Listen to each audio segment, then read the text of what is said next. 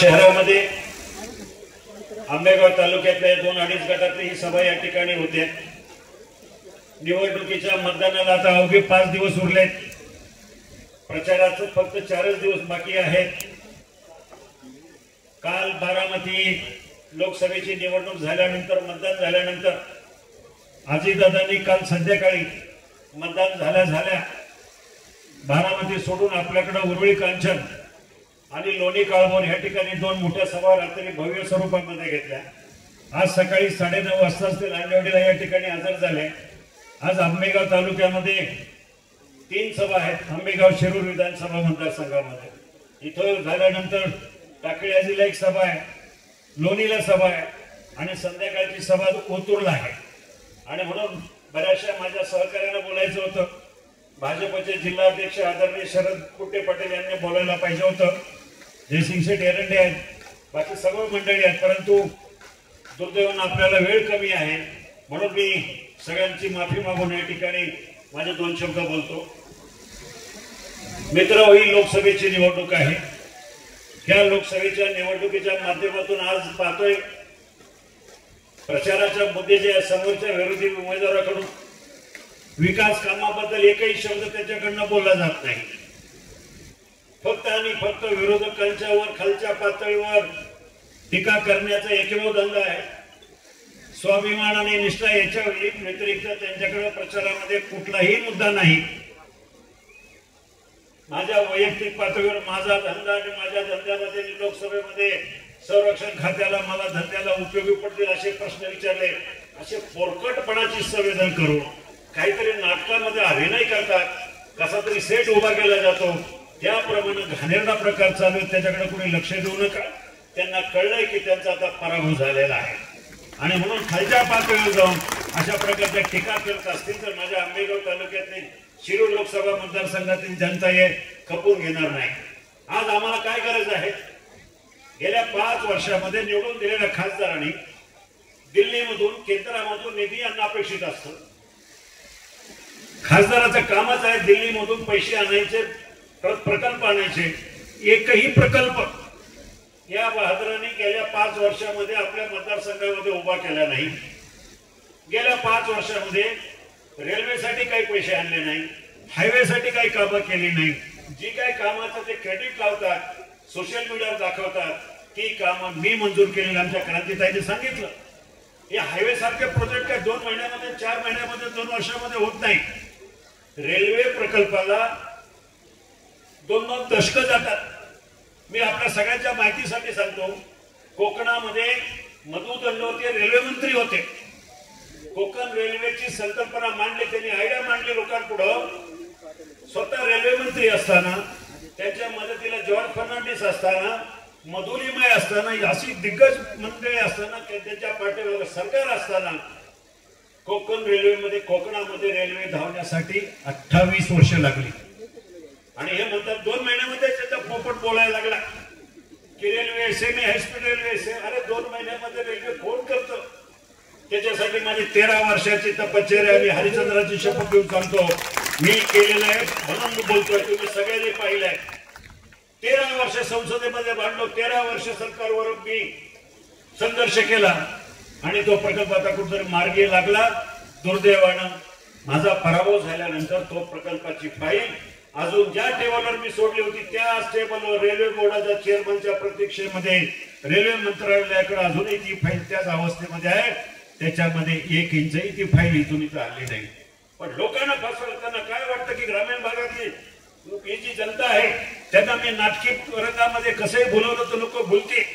जसं धर्मवीर संभाजी महाराजांची भूमिका करताना लोकांना वाटलं की हाच महाराज आहे, त्याप्रमाणे आता तो प्रचार करताना असं सांगतो की रेल्वेचं मी काम केलं, लोकांना खरं वाटेल। पण लोकांना खरं वाटत नाही, कारण काम करणं आणि कामाचा अभिनय करणं याच्यामध्ये खूप मोठा फरक आहे। काम मी केलं 5 वर्ष, 10 वर्ष, 15 वर्ष आणि काम केल्याचा अभिनय त्यांनी केला हे आपल्या सगळ्यांना माहिती आहे। म्हणून अशा भूलथापाला बळी पडू नका।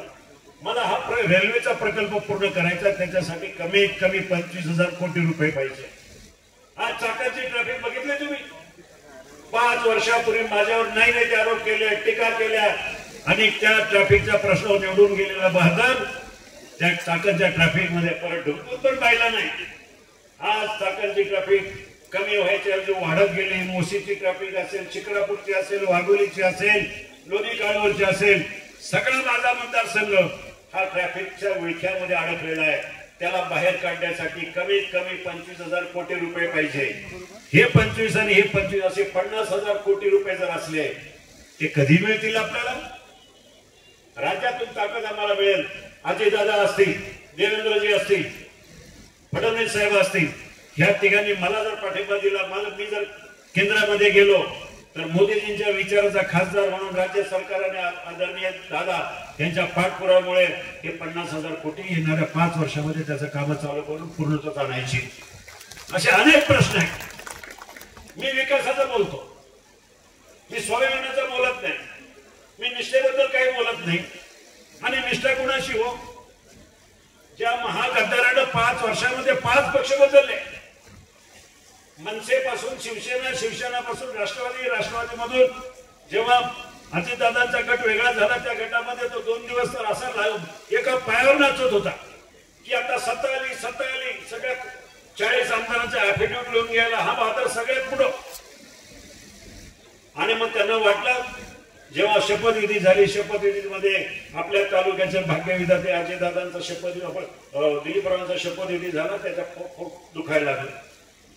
आणि म्हणून त्यांनी शपथविधी घेतली म्हणून त्याला वाईट वाटलं आणि म्हणून दुसऱ्या दिवशी त्या पक्षात गेला.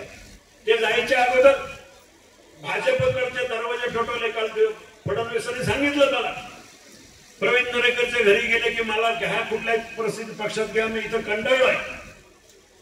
आणि असे 5-5 पक्ष बदलणाऱ्या माणसापासून सावध राहा. त्याला कोणाच्या निष्ठेबद्दल बोलायची गरज नाही. निष्ठा कोणाशी असावी राजकारणामध्ये? माझी निष्ठा तर तुमच्याशी आहे, माझी निष्ठा जनतेशी आहे, माझी निष्ठा गोरगरीब मायबापांशी आहे. आणि म्हणून या गोष्टी करत असताना आपल्याला समजून घ्यायला पाहिजे. आज माझ्या आंबेगाव तालुक्यात अनेक प्रश्न आहेत. तुम्ही पाहिलं गेले 5 वर्ष मी खासदार नाही आहे, माझ्याकडे कुठलंही पद नाही आहे, पण मतदारसंघामध्ये आमदारांच्या तोडीनं जास्तीचा निधी आणण्याचं काम मी केलं. हेच तुम्ही सगळ्यांनी पाहिले. आंबेगाव तालुक्यातल्या गावागावामध्ये अगदी आदिवासी भागामधल्या प्रत्येक ग्रामपंचायतीला आपण काही ना काही निधी दिला.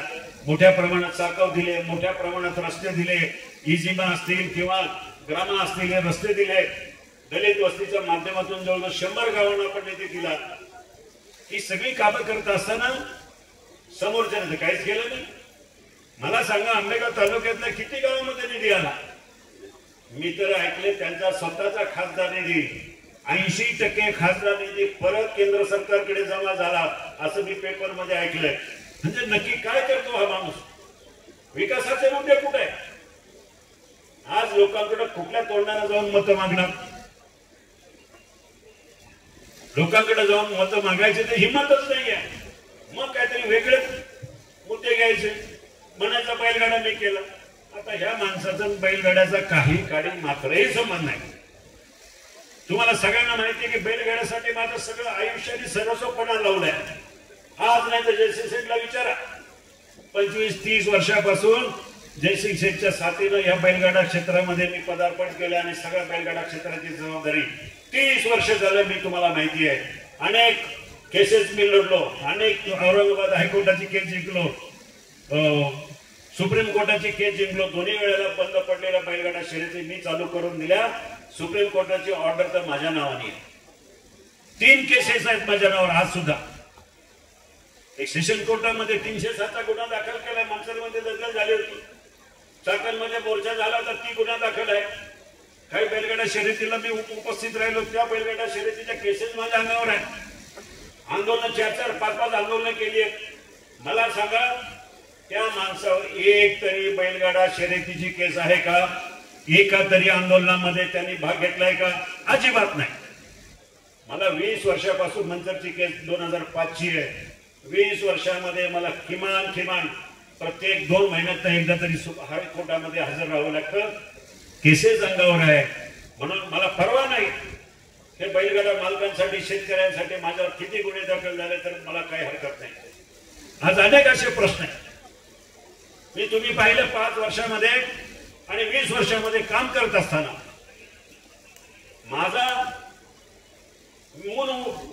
की लोकांच्या संपर्कात राहायचं, लोकांच्या अडीअडचणीला धावून जायचं. तुम्हाला सगळ्यांना आठवतं ज्या वेळेला आपल्या भागामध्ये कोरोना सत्र संकट आलं, त्या संकटामध्ये मी अगदी कात्रच्या घाटापासून तर नाणे घाटापर्यंत जुन्नरमध्ये प्रत्येक गावामध्ये कोणाला काही अडचण आहे, किराणा मालाच्या किट वाटल्या, धान्य वाटलं, हे सगळ्यांनी आपण पाहिलं. हे माझ्या संस्थेमधून आणि माझ्या स्वतःच्या खर्चातून वाटलंय.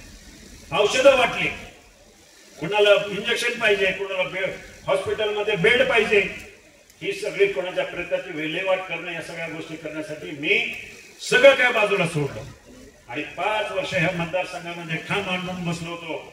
मलाही माझं प्रपंच आहे, कुटुंब आहे, मुंबईमध्ये घर आहे, माझं अमेरिकेला घर आहे, सगळं आहे. पण माझ्या दृष्टीने माझं कुटुंब म्हणजे माझ्या मतदारसंघातली मायबाप जनता म्हणून गेले 5 वर्ष सगळं काय सोडून इथं राहिलं, धंदा बाजूला गेला, सगळं काय बाजूला ठेवलं. एकटा मी लांजवडीला राहतोय.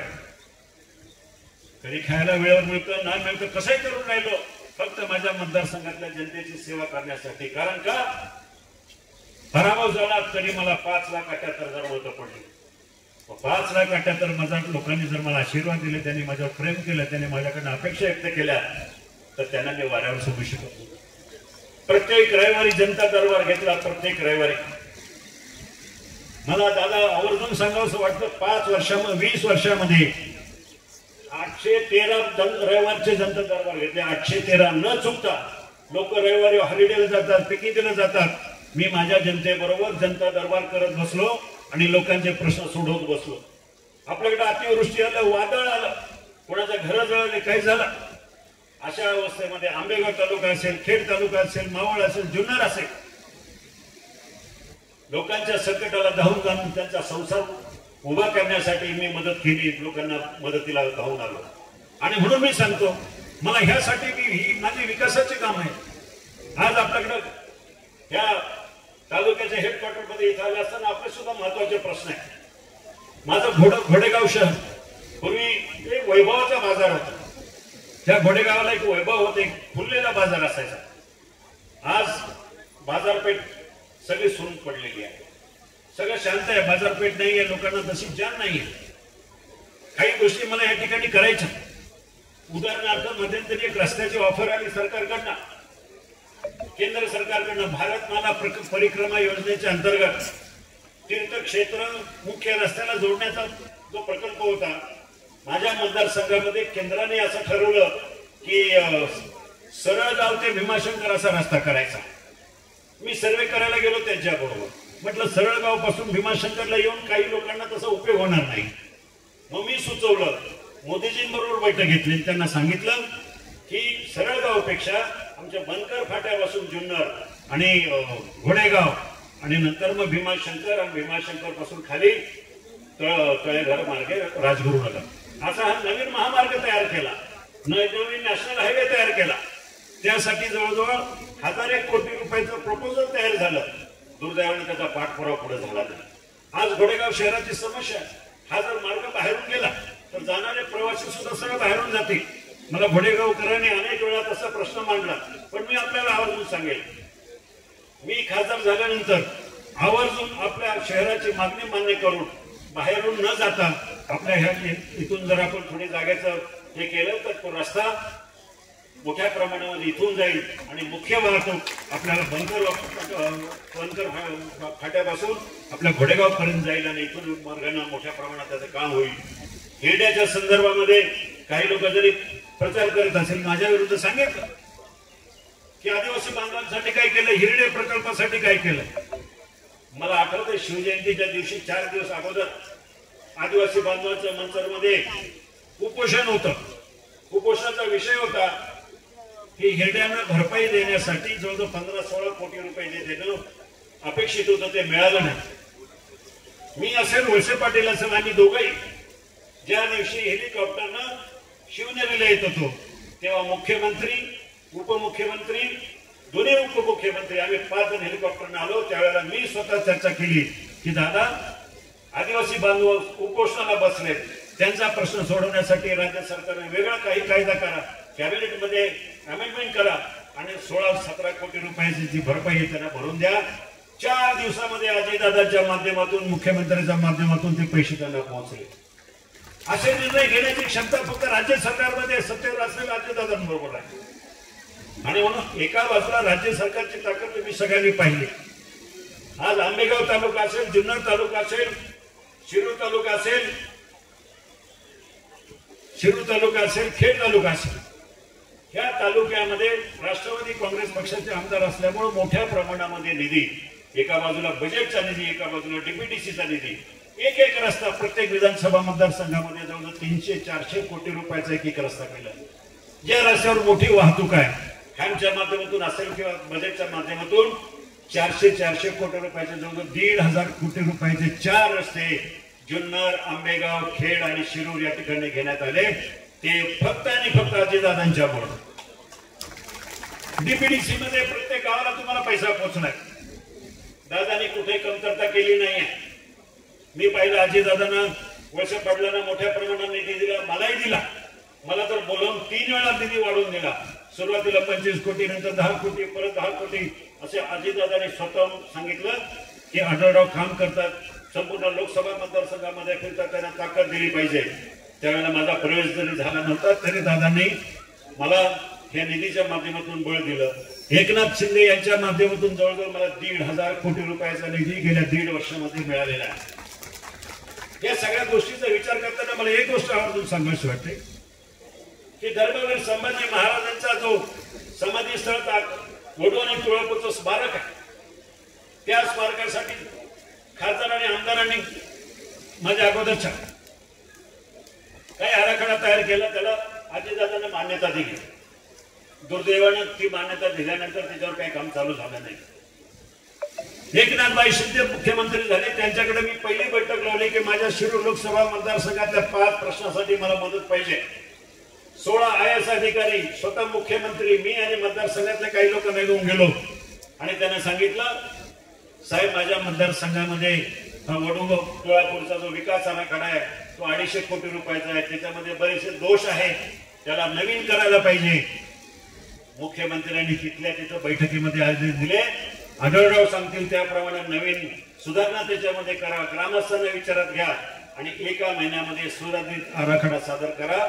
1 महिन्यामध्ये मी कलेक्टर असेल, नियोजन असेल, कमिशनर असेल, ग्रामस्थ असेल, सगळ्यांना विचारात घेतला आणि नवीन काही गोष्टी वाढवल्या आणि 400 कोटी रुपयाचा विकास आराखडा तयार केला. त्याला बजेटमध्ये 8 दिवसामध्ये मंजुरी देवेंद्रजी फडणवीस यांनी दिली. मंजुरी मिळाली, पण पैसे कुठे? तर पैसे देण्यासाठी स्वतः अजितदादांनी पहिल्याच टप्प्यामध्ये, पहिल्याच बजेटमध्ये त्याला भरीव निधी दिला. त्याचं टेंडर निघालं. आज 175-190 कोटी रुपयाचं टेंडरचं काम चालू झालं पहिल्या टप्प्यातलं. ही म्हणतात कार्यक्षमता, ही म्हणतात कार्यतत्परता. आज असे अनेक प्रश्न आपल्याला या ठिकाणी करायचे. आपल्या गोडेगाव शहरासाठी तसे अजूनही आहे. मला तर पाण्याची योजना चांगल्या पद्धतीने पुन्हा एकदा चांगली व्हावी. मोठं वाढतं शहर आहे, या ठिकाणी आदिवासी भागातले बरेचसे नागरिक वास्तव्याला येत असतात आणि हे सगळं करत असताना हरिश्चंद्रासारखं मोठं देवस्थान या ठिकाणी आहे. त्या देवस्थानचा क वर्ग तीर्थक्षेत्र दर्जा मिळावा यासाठी मी जवळजवळ 10-12 वर्ष भांडत होतो. मी आणि वळसे पाटील आम्ही दोघांच्या माध्यमातून तो तीर्थक्षेत्राचा दर्जा मिळाला आहे. त्याला भविष्यामध्ये दादा भरीव निधी जर मिळाली तर भीमाशंकरला जाणारं हे प्रवेशद्वार आहे, त्याच्यासाठी मोठ्या प्रमाणात आपल्याला तिथं निधी देणं गरजेचं आहे. गोडेगाव वाडाघोडा या रस्त्यासाठी मी खासदार नसताना मी असाच डेहनेला गेलो होतो. एकाचं घर उद्ध्वस्त झालं होतं, त्याला मदत करायला गेलो. तिथं लोकांनी मला सांगितलं की हा रस्ता खराब झालाय. ते ढेबेवाडी म्हणून गाव आहे, पोखरीकडे जाणार रस्त्याचं डेहण्यापासून धाबेवाडी आलो. दुसऱ्या दिवशी मी नितीन गडकरींना फोन केला, म्हटलं मला 2-2.5 कोटी रुपये पाहिजे ह्या रस्त्याला.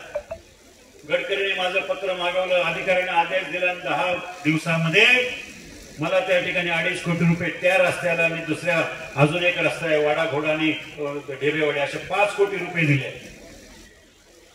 ह्या खासदारांनी सांगावं त्यांनी असे काय कामं केली. आणि म्हणून त्या निष्क्रिय खासदाराला निवडून देताना आपण आपल्या मतदारसंघाचा विचार, ठीक आहे आता आपल्याला वाटेल स्वाभिमान आहे, सहानुभूती आहे, सहानुभूती याला कसली सहानुभूती? याला सहानुभूतीचा काय संबंध? काय लोकांना इतकं फसवलंय, इतक्या लोकांना त्रास दिलाय, कुठल्याच गावात विजेट नाही. लोक निवेदन देऊन देऊन वैतागले. शेवटी एका गावामध्ये वेशीवर अडवलं, तिथं चांडोलीमध्ये. सगळं आमच्या तरुण मित्रांनी सगळ्यांनी अडवलं आणि सांगितलं की खासदार साहेब तुम्ही इथं आलेत खरं, हा तुमचा सत्कार आम्ही करतो, पण गावात येऊन भाषण करायच्या अगोदर आम्हाला सांगा 5 वर्षामध्ये तुम्ही आमच्या गावात किती वेळा आले, काय काय दिलं गावाला? रुपया नाही दिला. आणि मग ग्रामस्थ म्हणाले रामराम, पुढच्या वेळेला आपण बघू, पण आता तुम्ही आमच्या गावाला फसवू नका. ही अवस्था सगळ्या गावात आली. मला सांगायला या ठिकाणी खेद वाटतो. प्रत्येक खासदाराला संसद आदर्श ग्राम दत्तक घेण्याची योजना आहे. त्यांनी जुन्नरच्या आदिवासी भागातलं एक गाव कोपर मांडव दत्तक घेतलं. लोक अजूनही आक्रोश करतात की आम्हाला काही पाण्याची योजना नाही, दत्तक गाव घेतलंय, पाण्याची योजना नाही. सोशल मीडियावर मोठ्या प्रमाणात जर्मन टेक्नॉलॉजीवर आधारित कोपर मांडव गावाला आम्ही पाणी देणार. जर्मन टेक्नॉलॉजी, आता कुठली जर्मन टेक्नॉलॉजी मला माहिती नाही पाण्यासाठी काय आहे. तिथं गोरगरीब आदिवासी समाजाच्या लोकांना 2.5 किलोमीटर लांब जाऊन डोक्यावर हंडा घेऊन पाणी आणावं लागतं. ही सगळी झळ, उन्हाची झळ पाहता माझ्या संस्थेतल्या काही लोकांनी 2 टँकर का 1-2 टँकर दिले. गेले 2 महिन्यापासून टँकर चालू आहे. दत्तक गाव त्यांनी घ्यायचं, सोशल मीडियावर प्रचार त्यांनी करायचा आणि प्रत्यक्षात गावावर काम करायचं मी. अशा प्रकारचं चित्र आपल्याला गेले 5 वर्ष बघायला मिळालंय. म्हणून मला आपल्याला सांगायचं आहे की अशा नाटकी आणि अभिनय करणाऱ्या लोकांपासून सावध राहा. ग्राउंडवर असणाऱ्या माणसाचं काम बघा, ग्राउंडवर येणाऱ्या माणसाचं काम बघू. आणि म्हणून येणाऱ्या 13 तारखेला काही करा. माझं चिन्ह आहे घड्याळ. घड्याळाच्या चिन्हाच्या बाजूचं बटन दाबायचं आहे. एक गोष्ट लक्षात घ्या, आपल्या तालुक्याचे भाग्य विद्यार्थी आदरणीय दिलीपरावजी वळसे पाटील, त्यांच्यावर ह्या मतदारसंघाची संपूर्ण जबाबदारी. दुर्दैवानं छोटा अपघात झाला. आज त्यांना कुठेतरी चुकल्यासारखं वाटतं की मी तिथं असायला होतं. मला फोन करून सांगतात, बाकी सर्व कार्यकर्त्यांना फोन करून विचारतात परिस्थिती काय काय. आज त्यांना फील होत आहे की बाबा मला मी असलं पाहिजे होतं. आणि म्हणून त्यांची धडपड चालू आहे. रोज नाही म्हटलं तरी 200-300 फोन करून लोकांना सूचना देत आहेत. त्यांच्या उपस्थितीमध्ये अनुपस्थितीमध्ये आपल्याला त्यांची जबाबदारी पार पडायची. आणि म्हणून कुठेही कमी पडता कामा नाही. दादांची अपेक्षा आहे, अजयदादांची अपेक्षा आहे की आंबेगाव तालुका दोन्ही विरोधक एकत्र आहे. म्हणजे मी आणि वळसे पाटील एकत्र आहे. आपल्या सगळ्यांना मला आव्हान करायचं, काही झालं तरी सगळ्या मतदारसंघामध्ये आघाडीवर आपला आंबेगाव तालुका असला पाहिजे. ही तुमची आमची सगळ्यांची जबाबदारी आहे. या तालुक्यामध्ये मोठ्या प्रमाणात विकास कामं करण्याची जबाबदारी आमची आहे. राज्य सरकारच्या माध्यमातून अजितदादा असतील, देवेंद्रजी असतील, मुख्यमंत्री असतील, वाटेल तेवढा फंड या तालुक्याला मिळेल. केंद्राच्या माध्यमातून, नरेंद्र मोदीजींच्या माध्यमातून मोठ्या प्रमाणात निधी आपल्याला आणायचे, मोठी मोठी कामं करायची. त्यासाठी आपल्याला पुन्हा एकदा हात जोडून विनंती करतो, काही करा, कोणाच्या भूलथापाला बळी पडू नका. आता तुतारी करत राहते, पण नंतर कुठं काय होते सांगता येत नाही. आपण आपल्या हक्काची 2 माणसं, तुमच्या घरातली 2 माणसं आहेत, त्यांच्या पाठीशी उभे राहा. जे कधी लोकांना दिसले नाहीत, ज्यांनी कधी लोकांची कामं केली नाहीत, आता फक्त भावनेचा आधार घेऊन तुमच्याकडे मतं मागत असतील तर आपण विचार करण्याची वेळ आहे. आंबेगाव तालुका मागे राहता कामा नये. आंबेगाव तालुका पहिला नंबर असला पाहिजे, कारण माझा नंबर 1च आहे. 1 नंबरच्या बाजूचं बटन दाबून मला विजयी करा, एवढीच या ठिकाणी विनंती करून थांबतो. धन्यवाद. जय हिंद, जय महाराष्ट्र. त्यानंतर आपल्या सर्वांचे लाडके नेते, महाराष्ट्र राज्याचे उपमुख्यमंत्री माननीय आमदार अजितदादा पवार या ठिकाणी आपल्याला सगळ्यांना संबोधित करतील.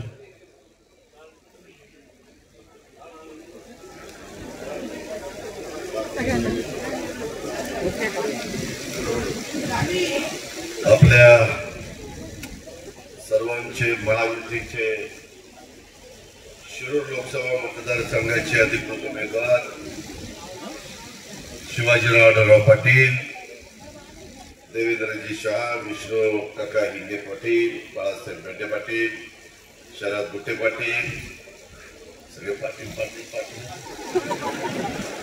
दिलीप मेहते, राजेश काळेजी, रवीजी काळे अभिनेते, विवेक वैसे पाटील, अरुण गिरे, जयसिंग एरंडे, कैलास बुवा काळे, सुनील बाणकेले, रुपालीताई भोजने, संदीप बाणकेले, सुषमाताई शिंदे, संजय नागरे, गणपतराव इंदोरे, प्रकाश गोलम, संग्राम पाटील काळे, निलेश थोरात, वसंतराव काळे, क्रांतीताई गाडवे, इंदुताई उगले, देवीदास दरेकर, अक्षताताई शिंदे, रुपालीताई जगदाळे, नंदकुमार सोनवणे, गणेश कोकणे, जयसिंग काळे, शिवाजीराव ढोबळे, प्रशांत काळे, गौतम भाऊ सोनवणे, तुकाराम काळे, अश्विनीताई पिंकारे, आपल्या गोडेगावच्या सरपंच ज्योतिताई गोडेकर, रुपाली जोडगे, माधवी करणे, रत्नाताई गाडे, विजय गोडेकर, तानाजी जमुकर, गोडेगाव परिसरातील विशेषतः माझ्या आदिवासी भागातील सातगाव पठार परिसरातील उपस्थित असणारे या पंचक्रोशीचे जमलेले सर्व माझे मतदार बंधू भगिनी, इरफान शेख,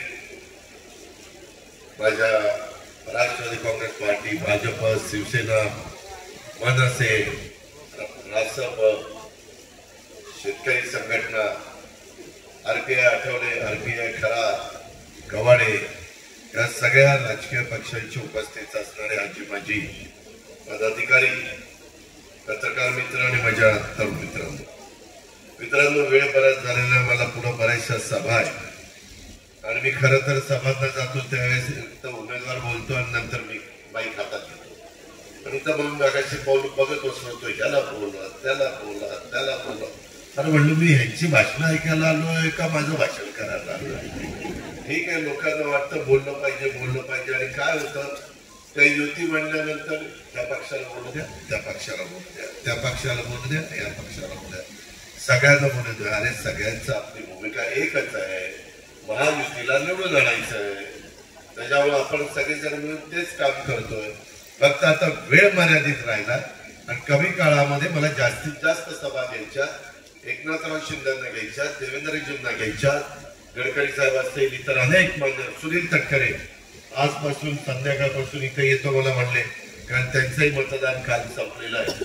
त्याच्यामुळे मी काही लोकांना सांगितलेलं आहे की ज्यांचं मतदान संपलंय आणि त्यांचा उपयोग शिरूर लोकसभा मतदारसंघामध्ये होऊ शकतो त्यांनी जरा इकडे या, आणि ज्यांना पुढेच ओळखत नाही त्यांनी येऊ नका, त्यांनी तिकडेच थांबा, अशा पद्धतीने मी त्यांना सांगितलं. मित्रांनो, ठीक आहे, मी आपल्या सगळ्यांच्या समोर उभा आहे. म्हणजे हा आंबेगाव तालुका, त्या आंबेगाव तालुक्यामध्ये येणारा शिरूरचा भाग, मी देखील फार तरुण वयामध्ये आदरणीय पवार साहेबांनी मला दिलीप वळसे पाटलांना, जयंत पाटलांना, आर पाटलांना, सुनील तटकरेंना अशा अनेकांना संधी दिली. प्रत्येकाला कोणी ना कोणी संधी देत असतात. मित्रांनो, भावनिक होऊ नका.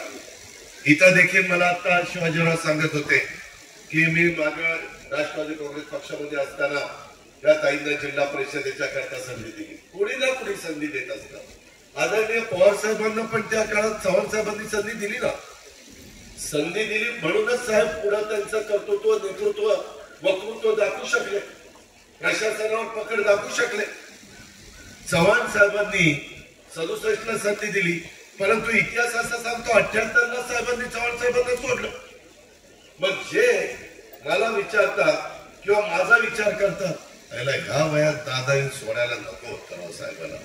अरे पण साहेबांनी पण 11 वर्षातच चव्हाण साहेबांना सोडलं.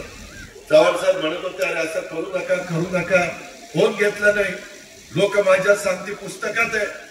मी तरी 30-35 वर्ष साथ दिली. मी म्हटलं साहेब आता बघू द्या. पण साहेब म्हणायचे नाही, मी सांगतो तसं. कधीतरी आम्हालाही वाटतं ना बघावं, मला का साठीच्या वर गेलो आता आणि बघायचं कधी, मला काही कळलं तुमचं. आणि मी करतोय ना व्यवस्थित का, मी काही चुका करत नाही. चुका केल्या तर माझा काम दावा, मला जा विचारा. जर आम्हाला कामं करून घेता येत नसतील, सर्व जाती धर्माच्या लोकांना न्याय देण्याची भूमिका आमच्या सारख्याची नसेल, तर तुम्ही त्या ठिकाणी विचारू शकता. किंवा तुम्ही शिवशाहू फुले आंबेडकरांची विचारधारा सोडली का? आम्ही नाही सोडली, आणि त्याच विचारधारेने पुढे चाललो.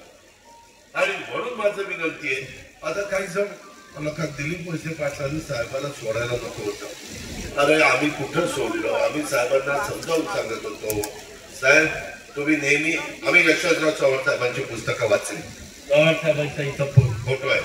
चव्हाण साहेब सांगायचे, सत्ता असल्याशिवाय तुम्ही बहुजन समाजाला, मागासवर्गीयाला, आदिवासीला अल्पसंख्याकाला मदतच करू शकत नाही. माझ्याकडे सत्ता नाही, दिलीपरावांच्याकडे सत्ता नाही आणि नुसतंच बोलायचं आम्ही असं करू आम्ही तसं करू. आणि सत्ता नाही काय करू. त्यामध्ये सत्ता नसताना उगेच काय आम्ही आंदोलन करू शकतो, आम्ही मोर्चे काढू शकतो, फार तर आम्ही उपोषण करू शकतो, भांडू शकतो, विरोध करू शकतो. ह्याच्या उपर काय. आज जुलैमध्ये आम्ही सरकारमध्ये गेलो. आज जवळपास 600 कोटी रुपयाची कामं दिलीपरावांच्या मतदारसंघात दिली ना. कशामुळे झाली. त्याच्यातला 1 रुपया मिळाला नसता सरकारमध्ये नसतो तर. शेवटी दिलीप वळसे पाटलाचा फायदा झाला नाही, आंबेगाव शिरूर विधानसभा मतदारसंघाचा फायदा झाला, तुमचा फायदा झाला. आता परवा युगपुरुष छत्रपती शिवाजी महाराजांचा शिवजयंती 19 फेब्रुवारीला होती. आम्ही सगळे तिथे आलो होतो. मुख्यमंत्री, दोन्ही उपमुख्यमंत्री, शिवाजीराव होते, दिलीपराव होते, सगळे आम्ही होतो तिथं. तिथं आम्हाला सांगण्यात आलं की मागे एक चक्रीवादळ झालेलं होतं आणि त्याच्यामध्ये हिरडा उत्पादकांचं मोठं नुकसान झालं, त्याला भरपाई द्या. जर आम्ही सरकारमध्ये नसतो तर 15 दिवसात भरपाई मिळाली असती. 15 पण नाही, 8 दिवसातच दिली. 15 कोटी दिले का नाही. सगळी सोंग करता येतात, पैशाचं सोंग नाही करता येत.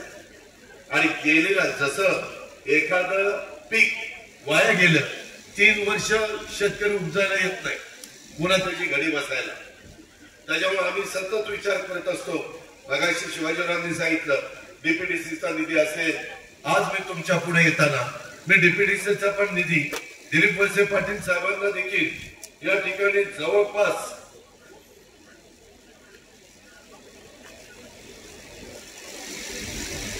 68 कोटी रुपये या ठिकाणी डीपीडीसी मध्ये मी त्यांना दिले.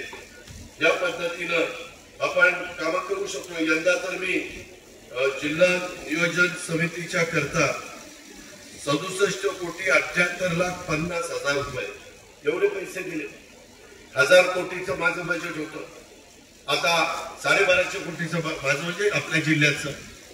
त्याच्यातून आपल्याला विकास करायचा. लोक आपलं पाणी आहे विषयाशी आणि काही जण पाणी घेऊन चाललेले, त्याचाही विचार करत नाही. त्याच्याकरता कोण भांडतं. अरे पाणी न्या ना, परंतु जेवढं पाणी आम्हाला जुन्नर आणि आंबेगावला लागतं तेवढं ठेवा. वर बोगदा काढा आणि ओव्हरफ्लोचं पाणी घेऊन जावा.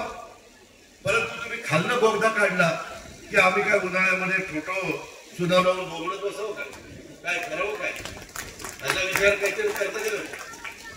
अरे बाबांनो, तुमच्या अंगात किती पाणी असेल तर धरणात पाणी नसेल तर काय करू शकत नाही शेतकरी. मी पण शेतकऱ्याच्या पोटचा आहे. मी पण त्या ठिकाणी शेतीवाडी करतोय. कालच मतदान केलं, आईला घरी सोडलं. आई म्हणली दादा रानात बरेच दिवस गेला नाही. म्हणलं आई चाललो रानात, राऊंड मारला आणि नंतर बाकीच्या कामाला लागलो. शेवटी शेती असेल तर तुम्ही आम्ही आहे, तर तुमचा माझा प्रपंच आहे, तर आपल्या मुलाबाळांचं कल्याण आहे. हे आम्हालाही कळतंय. जरा आम्हाला उशीर झाला ना, कांद्याच्या बद्दलचा जो निर्णय घ्यायला झाला त्याच्यामध्ये आम्ही मोदी साहेबांना मी त्या दिवशी पुण्याच्या सभेत सांगितलं, मोदी साहेब कांद्याची निर्यात चालू केली पाहिजे. ते म्हणले ठीक आहे आपण चालू करू. केली चालू. भाव वधारायला लागले. माझा दूध उत्पादक शेतकरी अडचणीत आला. आम्ही बसलो. विष्णू असेल, भगवानराव पासनकर असेल, त्यांनी सगळ्यांनी सांगितलं दादा भाव फार 27-28 ला आले, परवड ना. म्हणलं 5 रुपये लिटरला वाढून देऊ. बीबीटी मध्ये काही लोकांना कदाचित पैसे मिळाले नसतील. त्याचं कारण असं आहे की काही कागदपत्राच्या बद्दल ऑनलाईन करताना त्रास होतोय. आता आचारसंहिता असल्यामुळं मला आदेश देता येत नाही. आचारसंहिता संपल्यानंतर एकनाथराव शिंदे, देवेंद्रजी, अजित पवार, राधाकृष्ण विखे पाटील आम्ही एकत्र बसू आणि काय तिथं अडचण आहे, काय तिथं त्रुटी राहिली, काय केलं तर माझ्या शेतकऱ्यांना ते पैसे जातील. 188 कोटी आले, परंतु पुढचे काय राहिलेले आम्हीच देणार, दुसरं कुठे येणार नाही. ही समोरची गप्पा आणायला येतात ना. अरे मीच त्यांना तिकीट दिलं होतं, मी शोधून आणलं होतं. तर या म्हणलं माझ्याकडे. माझ्या घरी दुपारी जेवायला घातलं. सतत उद्धव ठाकरेंचे फोन येत होते. म्हणलं उद्धव ठाकरेंचा फोन घेऊ नका, ते फोन आणि माझ्या खिशात दिला टाकून. आणि मग माझ्या प्रेमकोट बंगल्यावर धनंजय मुंडे विरोधी पक्ष नेता होता, तिथं गेलं आणि प्रेस बोलवली. प्रेसला सांगितलं, गमछा टाकला. म्हणजे दादा उभा राहतो, पण सगळं बघायचं तुम्ही दिलीपराव, मी काही बघणार नाही. मी फक्त भाषण करणार. आणि म्हणलं सगळे जे काही नियमाने खर्च करायचा असतो तेवढा खर्च करू, काळजी करू नको, जीवाचं रान करू. निवडून आणलं. नंतर 2 वर्षांनी म्हणलं दादा मी सेलिब्रिटी आहे. म्हणलं मग नाही मी अभिनेता आहे. आणि म्हणलं आहे ना माहिती. नाही दादा मी कलाकार आहे. दादा मी मालिका करतो, छत्रपती संभाजीराजेंची मालिका करतो. म्हणलं त्याच्यामुळेच आहे वडील तुला शिक्के मारलं बटणं दाबली. म्हणलं कारण लोक तुम्हाला छत्रपती शिवाजी महाराज आणि छत्रपती संभाजीराजेंच्या भूमिकेत बघताय. असं झालं त्याचा फायदा झाला खरे. पण नंतर मला म्हणायला लागले दादा आपल्याला ही आपल्याला जमत नाही. म्हणजे काय झालं. म्हणले राव आम्ही चित्रपट काढला महाराजांच्यावर. ते महाराज बघा पेटाऱ्यातनं पळाले, पळायच्या का वेशभूषा बदलून पळाले. त्यांनी जो चित्रपट काढला त्याच्यात दाखवलं महाराज वेशभूषा बदलून गेले. आपल्या तर काही डोक्यात कधी शिरलं नाही. आम्हाला लहानपणापासून आमच्या शिक्षकांनी शिकवलं. आग्र्यातनं महाराजांची सुटका झाली त्यावेळेस महाराज पेटाऱ्यातनं फळं पाठवत होते. एका पेटाऱ्यात ते स्वतः बसले आणि त्यांनी पलायन केलं आणि त्यांना बरोबर त्यांनी गनिमी कामा केला असं आपल्या ऐकण्यात. पण त्यांनी तिथं मी म्हणलं या चित्रपटात ही असं कसं काय दाखवलं. नाही म्हणले हे असंच आहे. आणि पटला ना चित्रपट. आणि म्हणलं राव दादा चित्रपटाचे पैसे नाही निघाले काय करू. आता म्हणलं आपण काय करणार आहे. जर जास्तीचे पैसे मिळाले असते तर तुम्ही दिले असते का म्हणलं मला. त्याच्यावर तोटा झाला तर आपला, फायदा झाला तर आपला.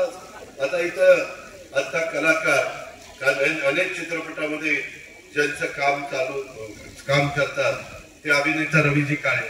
रवीजी काळे एखादा चित्रपट गाजला तर तुम्हाला जेवढे पैसे दिले त्याच्यापेक्षा वाढून देत नाही प्रोड्युसर दिग्दर्शक. तोटा आपले. पण तोटा झाला तरी ते असं तुम्हाला म्हणत नाही तोटा झाला जरा घेतलेले पैसे तुम्हाला माघारी द्यायचे असं नसतं. व्यवहार आहे मित्रांनो. मी त्यांना इतकं समजून सांगितलं डॉक्टर कोल्हे साहेब असं करू नका. लोक आपल्याला भारतीय लोक म्हणतील यांना आधी कळलं नाही का.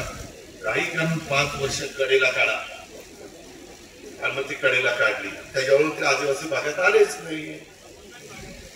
तिथं मालिकेचं कोण मालिकेमध्ये जे रात्री शूटिंग चालतं ते शूटिंग कोण करणार.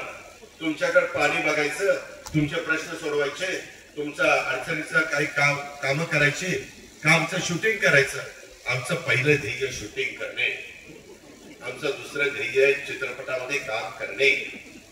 नंतरचं ध्येय वेळ पडली तर पैशाकरता नथुराम गोडसेंची भूमिका करणे.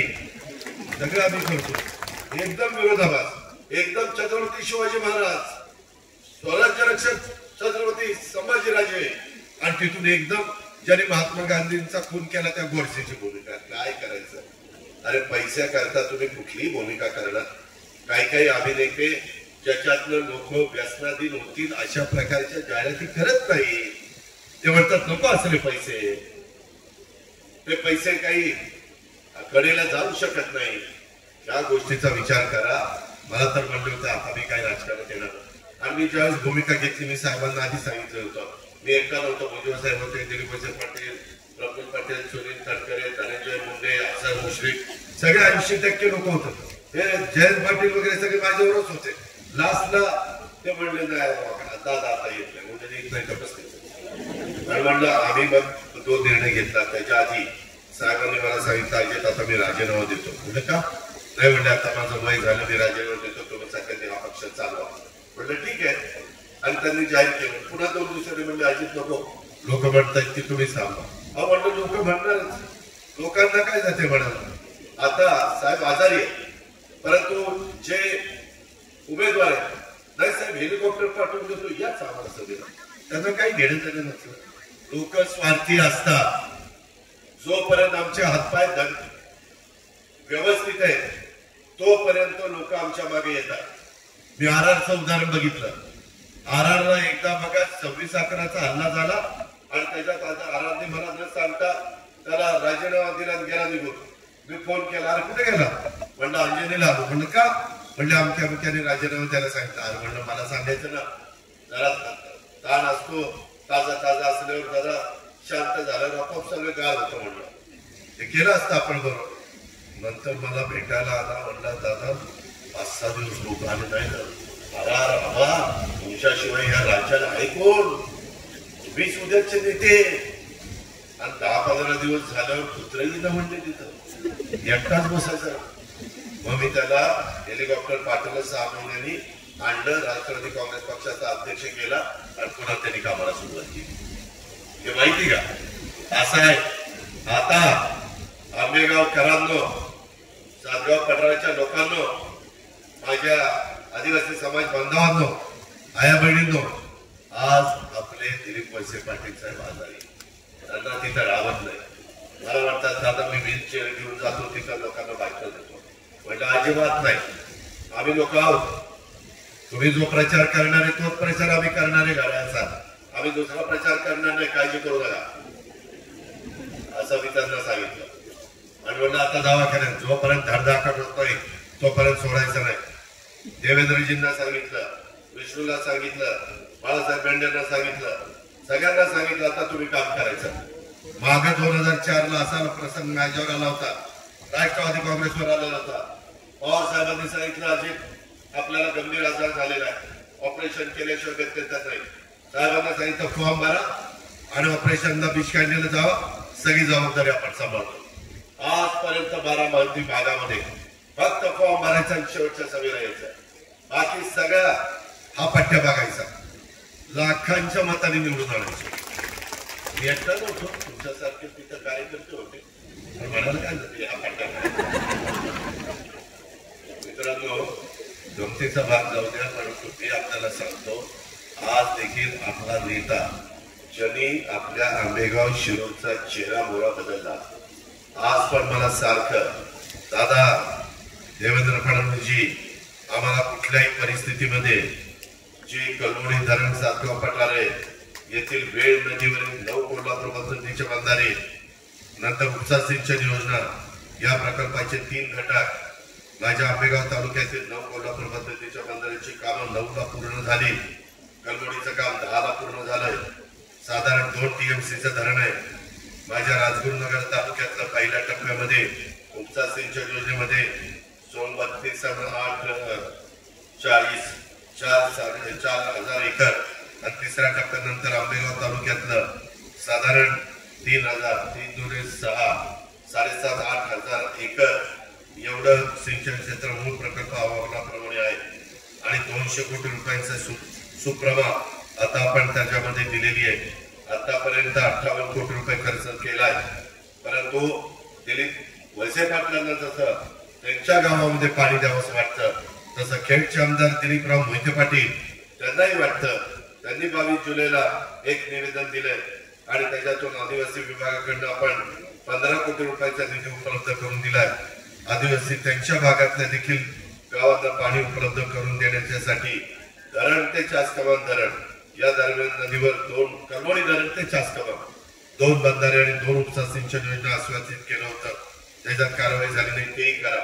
आपल्याला त्याच्यातनं दोघांचा मिळून मार्ग काढायचा आहे.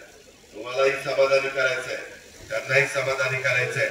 जसं पूर्वी सांगितलं जायचं 1, 3, 7 जणांमध्ये वाटून खावा, तसंही आपण करणार आहे. काळजी करू नका.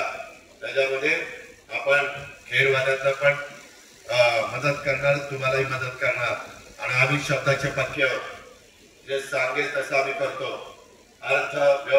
अर्थमंत्री म्हणून मी आहे, देवेंद्र फडणवीस जलसंपदा मंत्री, जलसंपदा मंत्री आणि अर्थमंत्री दोघांची जोड झाली की काम झालं म्हणून समजा.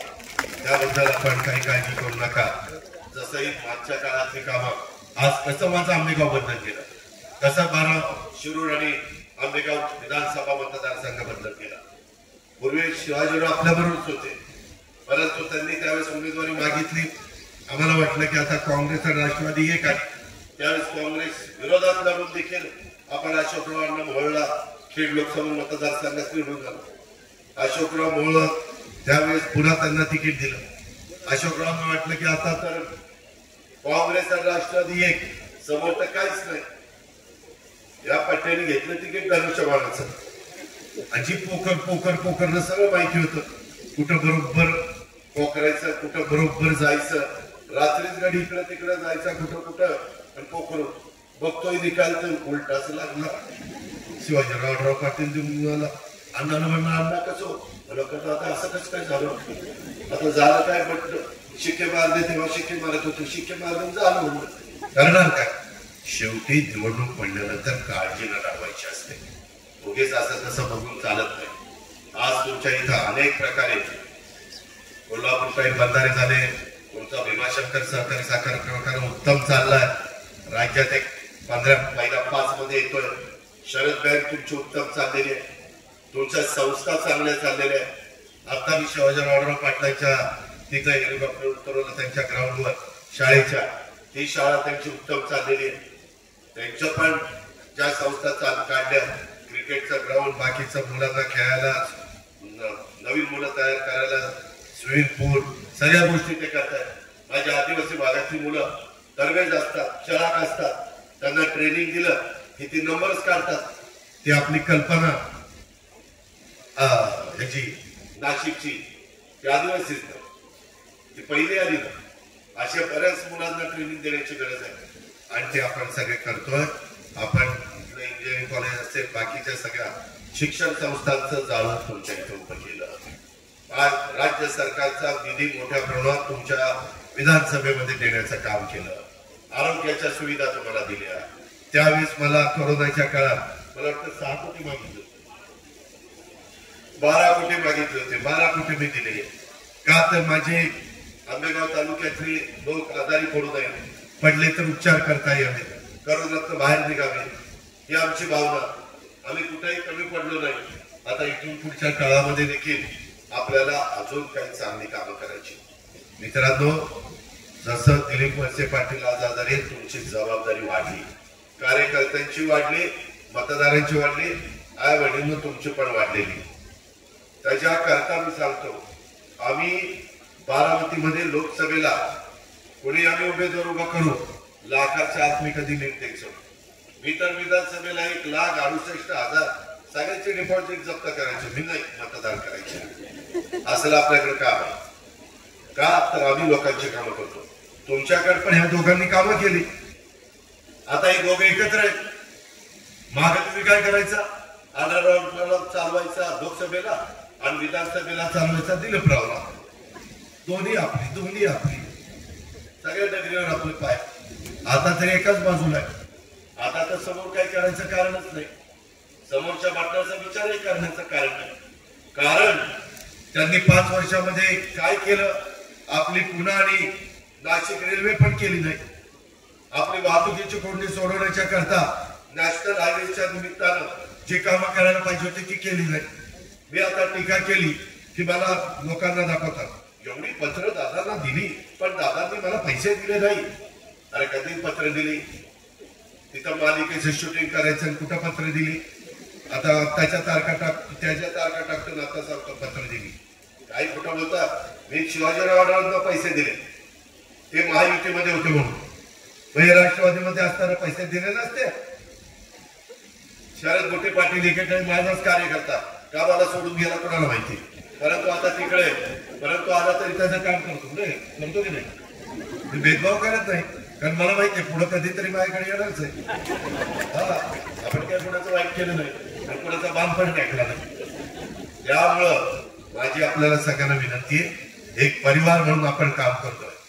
मला केंद्रातनं मोठ्या प्रमाणात निधी आणायचा आहे. तो निधी मोदी साहेबांना अमित शहा देऊ शकतात.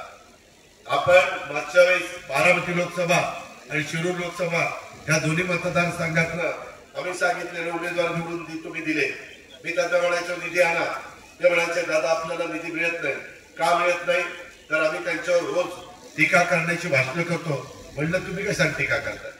आपल्याला निधी पाहिजे तर जरा थोडस काही वेळेस 2 पावलं पुढे मागे सरकायचं. मी देखील विरोधी पक्षात असताना पुढे 2 पावलं सरकायचो, कधी 2 पावलं मागे सरकायचो. कारण आपलं जनतेचं काम आहे. आपण काय वैयक्तिक आपल्याकरता मागतोय, जनतेकरता मागतोय. वाईट काय त्याच्यात? आणि ह्या पद्धतीनं आम्ही लोकांनी तिथं काम केलेलं आहे. माझी तुम्हाला विनंती, उन्हाळ्याची तीव्रता आहे, सारखं कुणाचा रुमाल चालू आहे, सारखं वारा चालू आहे, का तर गरमच फार होतंय. पण अहो काल तर मला सोलापूर का धाराशिव मध्ये लाईव्ह उभा असताना उष्माघाताचा शॉक बसला, बिचारा वारला ना. पण मतदान करायला आले होते तेव्हा.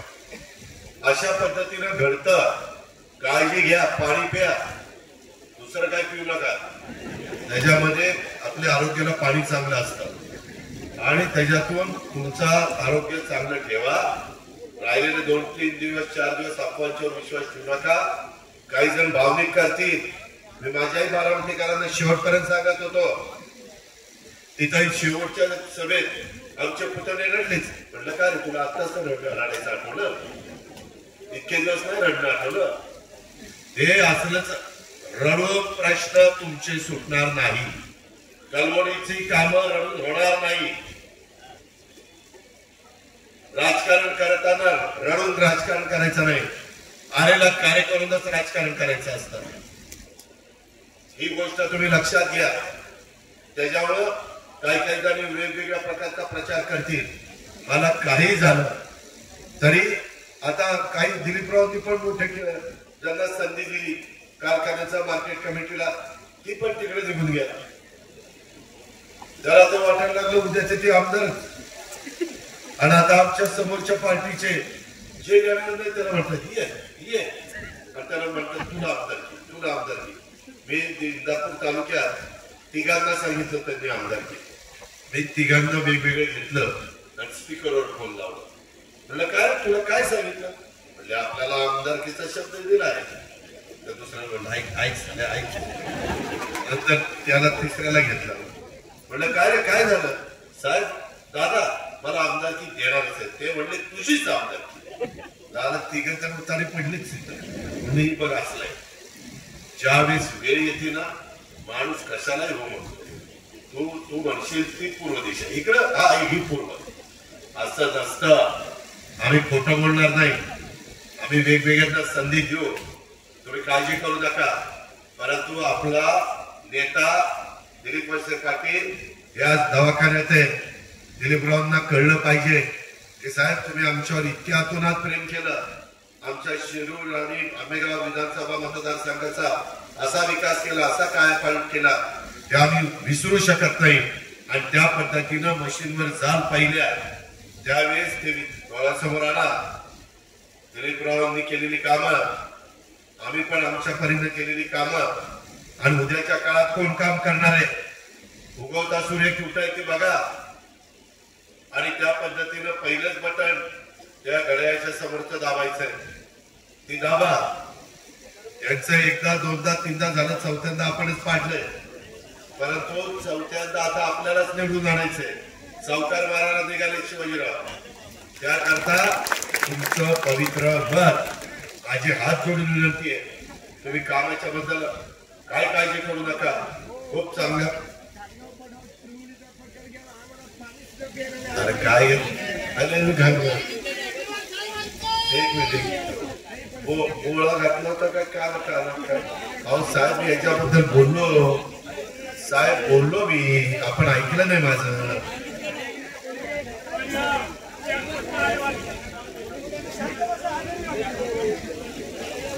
तुम्हाला कोणीतरी सांगितलेलं नसते जाऊन असं तिथं बोल. कारण जसा तो आम्ही काम करायला आलो साहेब, गप्पा मारायला आलो. आणि जर नाही झालं तर विधानसभेला विचारा ना. गारे अजित पवार घोडेगाव आवाज चढवत होता. गेलं काम वाजून केलं वाजून. फक्त कामाची सुरुवात तर नक्कीच झालेली असते. आपला शब्द आहे. आपण शब्दाचा पक्का आहे. म्हणून 19ला देवेंद्रच्या बरोबर सरकार केलं होतं. आणि माझ्या चुलत्याने सांगितलं होतं त्यांच्यावर सरकार करायला. आणि मलाच मिटिंगला घेऊन जात होते. आणि नंतर तेच बदललं. आणि म्हणलं आपण कसं काय बदलायचं? 6 मिटिंग झाल्यावर साहेब असं कसं नाही म्हणलं आता याला सोडायचं आता शिवसेना. म्हणलं ही कसं काय चालू? म्हणलं आपण त्यांना शब्द दिलाय. मी तिथला शब्द पाळणार. नंतर काय व्हायचं ते होईल. आपण शब्द पाळला. त्या पद्धतीनं मित्रांनो मी कोणाला दुखवत नाही. आता काल मी माझ्या आईला मताला घेऊन गेलो. काय नुसत्या टीव्हीला बातम्या. दादा मी आईला मताला गेला चालायचो. माझी आई मीच नेणार का तुम्ही नेणार? जिनं मला तिच्या कुठे मी जन्माला आलो ती माझी आई आहे. ती मला म्हणली आजी तू मताला जा. नेहमीच मी नेतो. ज्या वेळेस पण मी नेलं ती म्हणलं मी तुझ्यावरच मताला येणार. आली मताला. तरी दादांनी ह्याच्यात राजकारण आणलं. अरे कसं राजकारण आणलं? तुझ्या घरात आई वडील असल्यानंतर तू मताला घेऊन जात नाही का? हाताला धरून देत नाही का? हे सगळे नवटंकी यांचा काही विचार करू नका. त्यांना काही घेणं देणं नाहीये. दिलीप वळसे पाटील, शिवाजीराव आढळराव, आमची महायुती, आम्ही सगळेजण तुमचे प्रश्न सोडवण्याच्या करता खूप काही प्रश्न त्या ठिकाणी आहेत. विशेषतः भीमाशंकर अभयारण्याचा प्रश्न केंद्राच्या माध्यमातून सोडवावा लागेल. आम्ही शिफारस करू केंद्रामध्ये शिवाजीराव आढळराव पाटील तिथं फॉरेस्ट मिनिस्टरला भेटतील. त्यांचं जरा कमी पडलं तर आम्ही पण तिथं रेटा लावू आणि त्या पद्धतीनं करून घेऊ. धरणाच्या आतील बाहेर प्रश्न सोडवले जावेत. त्याच्यामध्ये मदत पुनर्वसन खातं आणि भाईदास पाटील आपल्याच राष्ट्रवादीकडे, त्यांना बोलू आणि आपले काही धरणाच्या आतले बाहेरचे प्रश्न असतील तर ते पण आपण त्या ठिकाणी सोडू. त्याला निधी लागणार असेल तर निधीच्याही बद्दल आपण मुख्यमंत्र्यांशी बोलू. आपला हजरत अलीचा दर्गा, आपलं मागं हरिश्चंद्र महादेव देवस्थान, त्याही संदर्भामध्ये लोकांची श्रद्धा आहे, लोकांच्या भावना आहेत.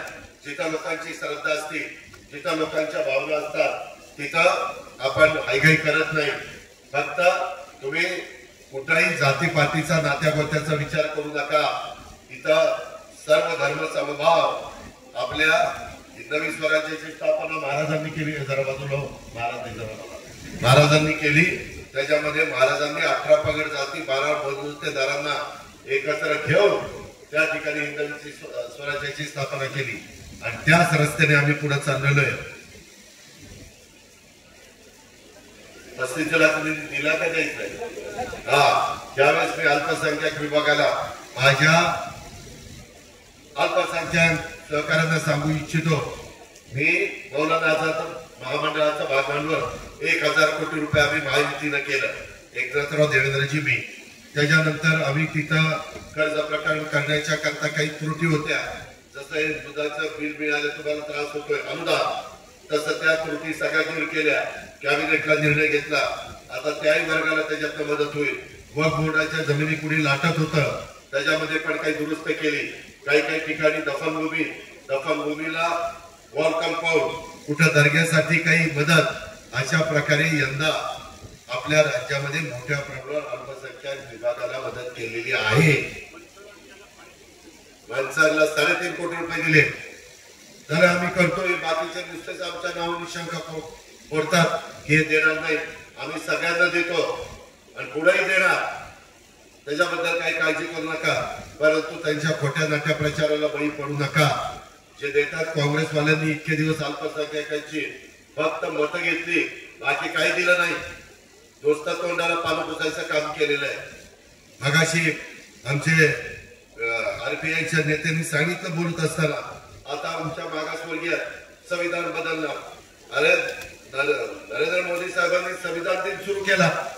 तुम्ही तर बाबासाहेब आंबेडकरांचं संविधान घेतलं, घटना घेतली आणि नंतर निवडणुकीला उभे राहिल्यावर काँग्रेसवाल्यांनी बाबासाहेबांना पराभूत केलं. बिनविरोध निवडून नाही दिलं. काय केलं असतं हिंसक? बिनविरोध दिलं असतं तर एवढा हुशार माणूस, कर्तबगार माणूस होते ना ते. निवळ वापरून घ्यायचं नंतर सोडायचं, अशा प्रकारची या समोरच्यांची नीती आहे. त्यांचा अजिबात विचार करू नका. माझ्या आंबेगाव तालुक्यामध्ये पांडवदरा लपा योजना, निगोटवाडी, तिथं पण प्रशासकीय मान्यता आपण 17 कोटी 25 लाख रुपयाची दिलेली आहे. त्याच्यामध्ये साधारण 912 घनमीटर पाणी साठा होणार आहे आणि 200 हेक्टर म्हणजे 200 हेक्टर आणि 500 एकर जमीन सिंचनासाठी येणार, होळीच्या खाली येणार आहे. त्याचा कार्यारंभ 10/2/23 ला आदेश मेसर्स पाटील कन्स्ट्रक्शन पुणे त्यांना दिला गेलेला आहे. वन खात्याचं एनओसी प्रमाणपत्र मिळण्याचा प्रस्ताव मिळाल्यानंतर कामाला सुरुवात होणार आहे. वर्क ऑर्डर वगैरे सगळं झालंय. एनओसी आता ते आणतील आणि ते काम सुरू करतील. त्याबद्दल काही काळजी करू नका. त्याच्या संदर्भामध्ये आणखी वेगवेगळ्या प्रकारचे काही प्रश्न मला इतर सहकारी मित्रांनी दिलेले आहेत. त्याही कामामध्ये मी तुमचा पालकमंत्री या नात्याने लक्ष घालीन. आपण अजिबात भावनिक होऊ नका. मी दिलीप वळसे पाटील आम्ही सगळे छगन भुजबळ आम्ही सगळे चांगलं काम करून दाखवू. आजही आम्ही चांगलं काम करतोय. कुठं चुकलं तर सांगा. अजित पवार इथं चुकलं. जो काम करतो तो चुकतो. जे काम करत नाही तो बिनचूक असतो. कारण ते काम करत नाही ते नुसतं शूटिंगला जातो मुंबईला. ही गोष्ट लक्षात ठेवा. वाईट वाटून घेऊ नका. खरं ते सांगतो. 5 वर्ष वाया गेली. तो बॅकलॉग भरून काढायचा आहे आणि तो बॅकलॉग भरून काढायला केंद्राच्या राज्याची मदत लागणार आहे. राज्यात आम्ही आहोतच, परंतु केंद्रात पण मोदी साहेब तिथे येणार आहेत असा जनतेचा देशातला कौल आहे. त्याच्यात माझ्या शिरूर आंबेगाव विधानसभा मतदारसंघाच्या मतदारांनी किंवा आंबेगाव शिरूर मतदारसंघाच्या मतदारांनी पण कुठं मागे राहू नका अशी माझी तुम्हाला हात जोडून विनंती आहे. अजिबात नाहीतर आता राष्ट्रवादीचा करतो म्हणून भाजपने मागे हटायचं, ते भाजपचा करतो म्हणून राष्ट्रवादीने मागे हटायचं. आता कोण बघणार आहे असं करू नका. दिलीपराव तिथं बसून त्यांची माणसं त्यांनी पेरली. रोज विचारतायत कोण कोण काय करतंय, कोण नुसतंच बरोबर करतंय, कोण आपलं करतंय, कोण बाहेरनं करतंय. हे सगळं त्यांना माहिती आहे. आपण देखील ज्यावेळेस आपल्या घरातली एखादी व्यक्ती आजारी असते, दवाखान्यात दरम्यान असते, त्यावेळेस तुमची आमची जबाबदारी जास्त असते. त्या जबाबदारीचं भान ठेवा. आणि शिवाजीराव आढळराव पाटलांना घड्याळाच्या समोरचं बटन दाबून प्रचंड मताधिक्यांनी महायुतीचे उमेदवार म्हणून लोकसभेमध्ये पाठवा. जे काही आपली कामं केंद्राचा कोट्यावधी रुपयाचा निधी आणण्याच्या करता ते मी एकनाथराव शिंदे, देवेंद्र फडणवीस, आम्ही सगळे दिलीप वळसे पाटील आम्ही सगळेजण त्या बाबतीमध्ये यशस्वी होऊ हा विश्वास मी तुम्हाला या निमित्तानं देतो. भर दुपारच्या वेळेस आपण एवढ्या मोठ्या संख्येने उपस्थित राहिला. आया बहिणींनो, तुम्ही पण उपस्थित राहिला. तुम्हाला पण चांगलं केलंय. पुढच्या निवडणुकीत 29ला 181 जागा 543 सोडून महिला आहेत. तुमचाही चान्स लागेल कदाचित. आणि 288 आमदार सोडून 96 जागा महिलांना बिल पास झालंय. पुढच्या वेळेस आहेत तुम्ही आता आमच्या विधानसभेमध्ये. आम्हाला सांभाळून घ्या फक्त तिथं निवडून आलो तर. एवढी फक्त विनंती करतो आया बहिणींना मुलींना. अधिक न बोलता पुन्हा एकदा घड्याळाच्या समोरचं बटन दाबून आपल्याला मागचा जो पराभवाचा आपलं अपयश आहे ते अपयश आपल्याला दूर काढायचं आहे. आणि ते दूर काढण्याच्या करता तुमचे आशीर्वाद, तुमचा भरभक्कम पाठिंबा, तुमचं सहकार्य हे सर्वांचं आम्हा लोकांना हवंय. ते आपण द्यावं.